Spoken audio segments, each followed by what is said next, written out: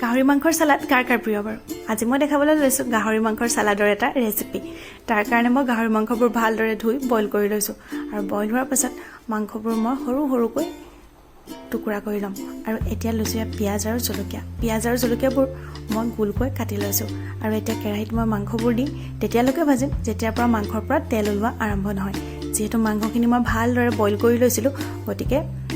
তেল ওলোৱালৈকে ৰলে হয় আৰু তাৰ পাছতে মই ইয়াত পিয়াজ আৰু জলকীয়াবোৰ দি দিছো পিয়াজ জলকীয়াবোৰ মই অকণমান টাইমে ভাজিম